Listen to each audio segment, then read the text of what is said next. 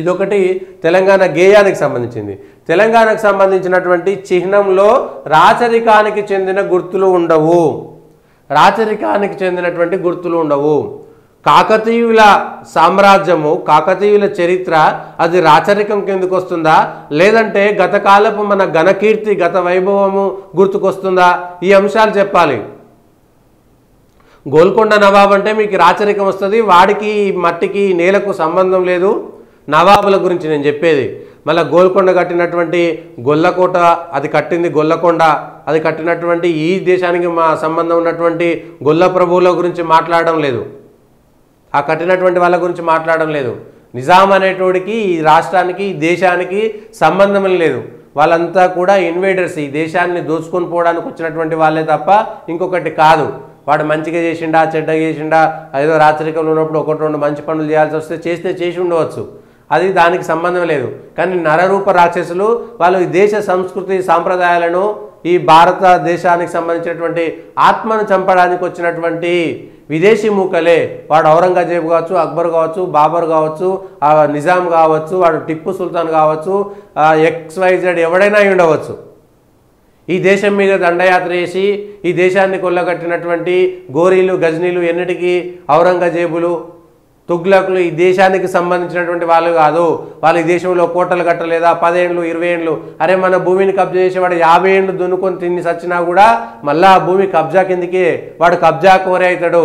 అరే వాడు 50 ఏళ్ళు దున్నుకున్నా కూడా వాడు 50 ఏళ్ళు దున్నిండు అంటే కుదరని పని. వాడు కబ్జా కోరే. ఎన్నటికైనా మన సొంత భూమి మన సొంత భూమే. కాబట్టి వాళ్ళు ఎన్నటికీ కూడా ఈ దేశానికి సంబంధించినటువంటి వాళ్ళు కాదు. కానీ కాకతీయుల గత వైభవాన్ని, ఈ దేశం కోసము, ఈ దేశంలో విదేశీ బహుమనుల సుల్తానులను ఆట కట్టించినటువంటి శాతవాహనులను కానీ, లేదంటే వాళ్ళ కాకతీయులను కానీ, వాళ్ళను రాచరికపు గుర్తులను ఎట్లా అంటారు? దీంట్లోనే కిట్టుకున్నది. తెలంగాణ ప్రజలు ఆలోచించాలి.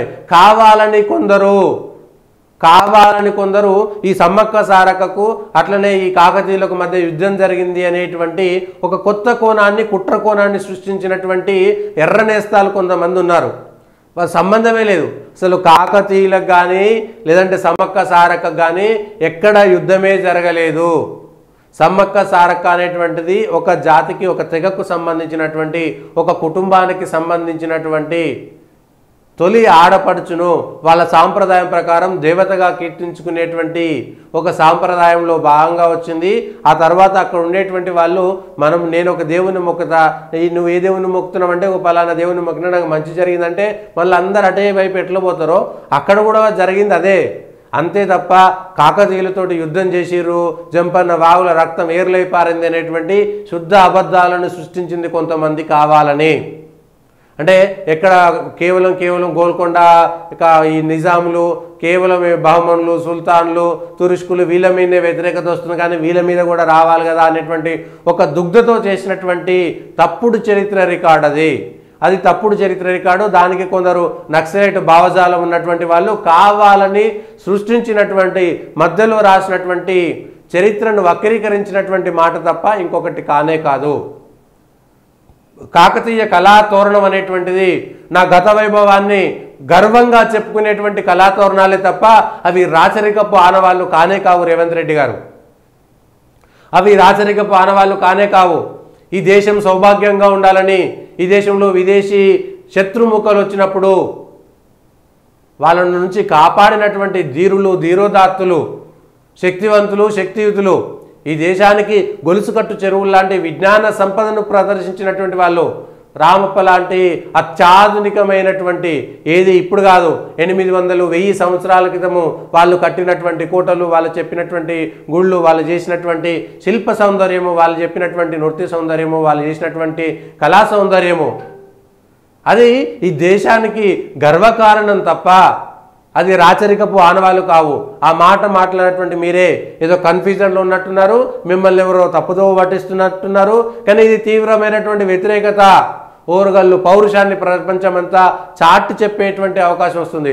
మీరు పిల్లల మరిని ఇంక్లూడ్ చేస్తే చేయవచ్చు, నాగోబ జాతరను చేస్తే చేయవచ్చు, సమ్మక్క సారక్కను చేసినా తప్పులేదు. కానీ కాకతీయుల కళాతోరణం మీరు చార్మినార్ను పెట్టినా పెట్టకపోయినా ఏం కాదు.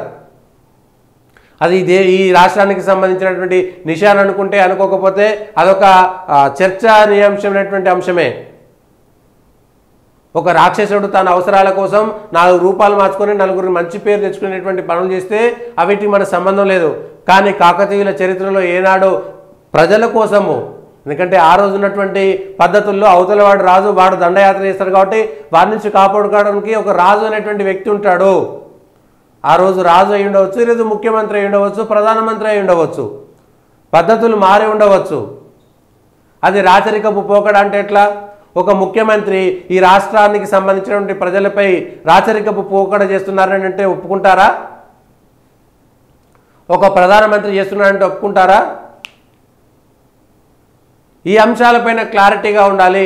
చరిత్రపైన అవగాహన లేనటువంటి వాళ్ళు చేస్తున్నటువంటి కొంత తప్పుడు ధోరణి, ఈ భారతదేశ వ్యతిరేక మూకల నుంచి, ఈ భారతదేశ వ్యతిరేక సిద్ధాంతాలను ఈ దేశంలో రంగరించి పోస్తున్నటువంటి వాళ్ళు చెప్తున్నటువంటి మాట, కాకతీయ కళాతోరణంలో రాష్ట్ర చిహ్నంలో ఉండేటువంటివి అవి రాచరికపు గుర్తులు అన్నటువంటి మీ అవగాహన పైన, రాచరికకు చిహ్నంలో రాచరిక గుర్తులు ఉండవు.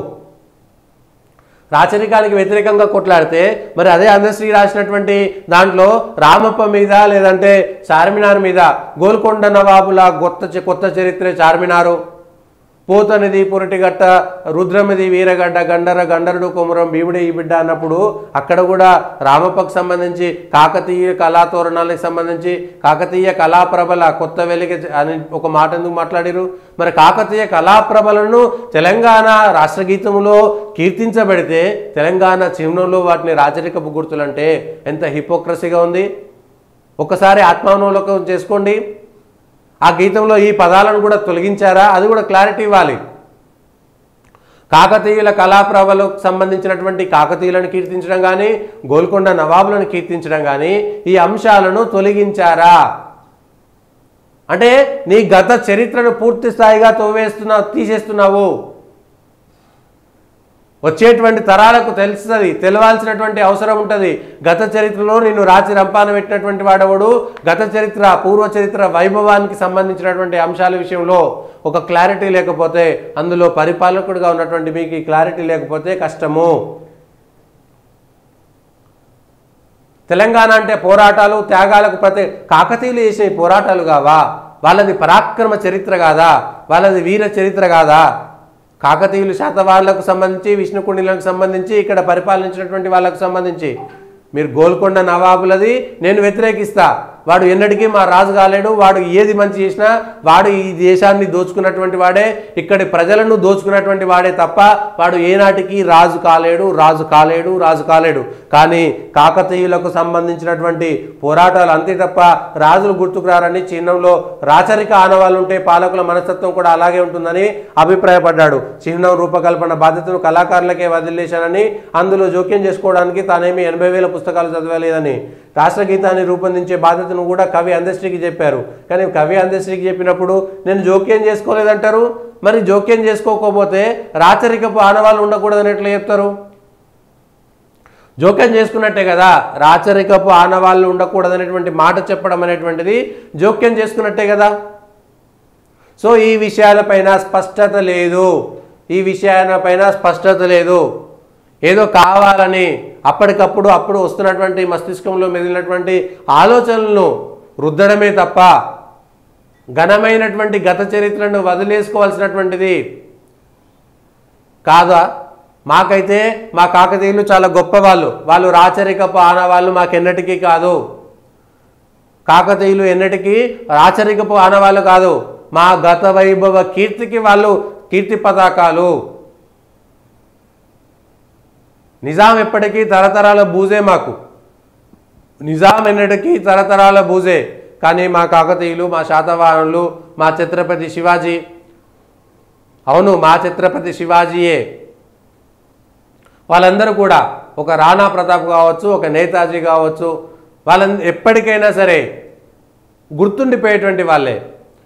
ఈ ప్రజల అభివృద్ధిలో, పరివర్తనలో, మార్పులో వాళ్ళ వాళ్ళు చేసిన ప్రతి ఆలోచన సంస్కృతి సాంప్రదాయాలకు ఎంత పెద్దపీట వేశారు. ఎంత పెద్ద పెద్ద కళా తోరణాలను కట్టినటువంటి ముందు చూపు కలిగినటువంటి స్ఫురదృప్తి కలిగినటువంటి అంత వాళ్ళందరికీ కళాకారులకు ఎంత పెద్దపీట వేశారనేటువంటి అంశాన్ని మనం పోతే తెలుస్తుంది. పోతుంటే ములుగు వెంకటాపురం ఆ ఏరియాలో పోతుంటే ఈ కూలగొట్టారు కదా, బహుమని సుల్తానులు వచ్చి ఒక్కొక్కడు ఔరంగజేబు వచ్చి కూలగొట్టినటువంటి ఆ గుడిలో ఆనవాళ్ళు మనకు కనబడుతుంటాయి. ఆ గుడిలో కూలగొట్టినటువంటి ఆనవాళ్లకు మీరు మాట్లాడినటువంటి మాటలకు పెద్దగా తేడా లేదు. ఏ కాకతీయులకు సంబంధించినటువంటి విలువైనటువంటి కళా తోరణాలు కావచ్చు, కట్టడాలు కావచ్చు, శిల్పకళలకు శిల్ప సౌందర్యాన్ని కూలగొట్టినటువంటి పగలగొట్టినటువంటి బహుమని సుల్తానుల భాష ఇది ఒకే విధంగా ఉంది. వాడంటే విదేశీ ముఖ, విదేశాన్ని దూసుకుపోవడానికి వానికి తెలివి లేదు కాబట్టి అంతంత అందమైనటువంటి శిల్పాలు చెక్కిన దాన్ని తట్టుకోలేక చూడలేక వాడు దాడి చేసి ఉండొచ్చు 700-800 సంవత్సరాల క్రితం. కానీ ఇప్పుడేం పుట్టింది? ఈ విషయాలపైన క్లారిటీ రావాల్సినటువంటి అవసరం ఉన్నది. కానీ కాకతీయుల కళాతోరణం తీసిన తర్వాత మీ ఆలోచన విధానం కూడా రాచరికపు పోకడలుగా ఉన్నాయనేటువంటి వ్యతిరేకతను సృష్టించుకునేటువంటి ప్రమాదంలో పడతారు ముఖ్యమంత్రి రేవంత్ రెడ్డి గారు. ఆలోచన చేసుకోండి. ఆ విషయాలలో ఆలోచన చేసుకోకపోతే చాలా కష్టమవుతుంది. దాంట్లో దీనిపైనే రాష్ట్ర చిహ్నంలో మార్పులు చేస్తే ఊరుకోం, ఓరుగోళ్ళు సాక్షిగా సమరశంఖం పూరిస్తాం. రాష్ట్రంలో రైతులపై దాడి జరుగుతుంటే ముఖ్యమంత్రి ఢిల్లీలో ఉంటాడా? ఇది అంశం. ఎట్లా దీన్ని చూడాలి? ప్రజలు చూస్తారు. ప్రజలకు సంబంధించినటువంటి అంశం ఇది. లేకపోతే కష్టమవుతుంది.